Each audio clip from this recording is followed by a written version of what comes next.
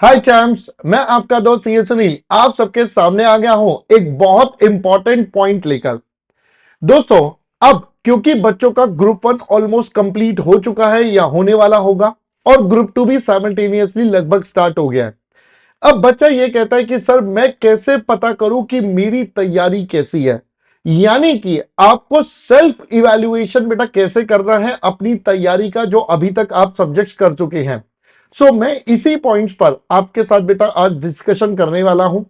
बहुत important aspect है, तो थोड़ा ध्यान से सुनिएगा। Right sir. तो दोस्तों, मैंने आपके लिए कुछ इंपॉर्टेंट एस्पेक्ट्स को कवर करा है जिससे आप खुद से एनालाइज कर सकते हैं कि आपकी तैयारी अभी अच्छे से हुई है या नहीं हुई है, या जितना आप पढ़ चुके हैं वो अभी तक अच्छे से आपको समझ में आया है या नहीं आया है। तो ये तो हो गया सेल्फ इवैल्यूएशन की टेक्निक जो मैं अब आपको देने वाला हूं। तो चलिए दोस्तों, हियर वी स्टार्ट।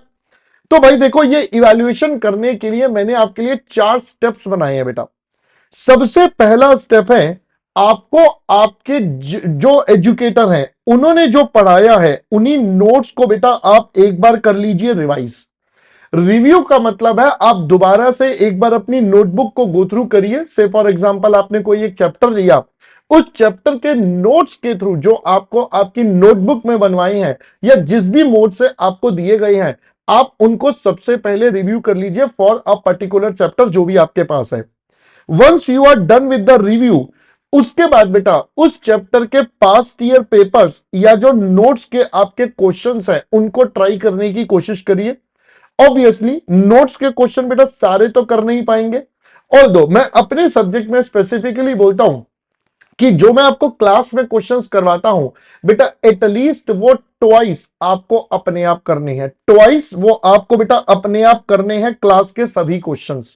तो एक बार अपने क्लास के साथ करें, एक बार और अपने आप से करें ताकि कॉन्फिडेंस बढ़े। उसके बाद आप अपने पास्ट पेपर्स पर फोकस करके बेटा काम कर सकते हैं। अब यहां से आपको यह पता चल जाएगा कि जो आपने पढ़ाई करी है और जो आपके पास्ट पेपर का ट्रेंड है, क्या वो एकदम सही है, क्या उतना आप मैनेज कर पा रहे हैं। पहले तो बेटा यहां से आपको यह चीज की क्लैरिटी आ जाएगी कि यस, जो आपने अंडरस्टैंडिंग करी है अभी तक जितना भी सब्जेक्ट में, वो आपके पास पेपर के लेवल को मैच कर रही है, आप उसको आराम से इजीली मैनेज कर पा रहे हैं। तीसरा, उसके बाद आप बेटा चैप्टर वाइज टेस्ट पे फोकस करिए। अब जब आप चैप्टर वाइज टेस्ट लेते हैं तो आपको पता चलता है, क्योंकि टेस्ट में बेटा सिर्फ क्वेश्चन होता है, सॉल्यूशन नहीं होता। वहां पर एक्चुअली मुझे पता चलता है कि टाइम कैसे मैनेज हो रहा है, मुझे किस क्वेश्चन को करने में कितना समय लग रहा है, कैसे मैनेज हो रहा है। ये सारा मैनेजमेंट आपको टेस्ट देकर पता चलेगा। पीडब्ल्यू पर बेटा ऑलरेडी चैप्टर वाइज नोट्स आपके हर संडे वगैरह में होते रहते हैं, तो आपको बेटा वहां से मिल जाएंगे, पास जो भी टेस्ट है वो भी मिल जाएंगे। तो आप ये वाले पहले 3 काम करेंगे। वंस यू डू दिस, तो आपको पता चल जाएगा कि आपके कौन से टॉपिक्स जो हैं वो काफी स्ट्रेंथ पर हैं। मतलब जिन टॉपिक्स में आपकी अच्छी कमांड बन चुकी है, ये टॉपिक्स में अब आपको किसी प्रकार की कोई दिक्कत नहीं होगी, तो ये बेटा आपके क्या बन जाएंगे, स्ट्रेंथ का काम बनेंगे।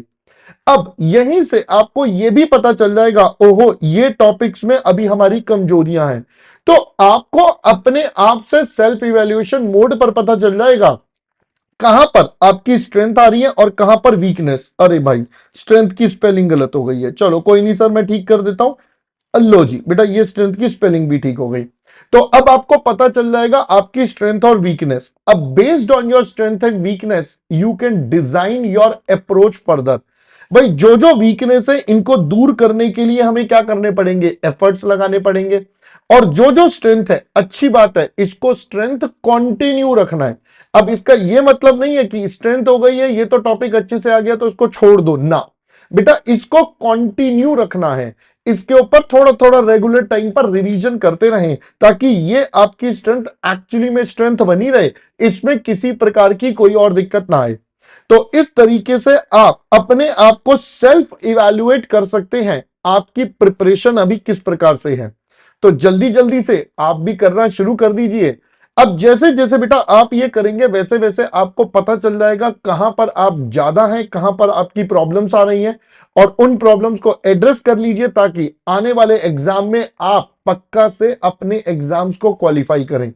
तो भाई देखो, अंत में सिर्फ पढ़ाई काम आती है और ये यहां से आपको दिख जाएगा। कि सिर्फ आपकी जो क्लास में आपको पढ़ाया गया है वही आपको एंड में काम आएगा, एग्जाम डे पर बेटा वही सारी चीजें काम आनी है। तो दोस्तों तेरी किस बात की है, कर लीजिए फिर इस बात को। ऑलराइट दोस्तों, अभी के लिए bye bye, see you soon.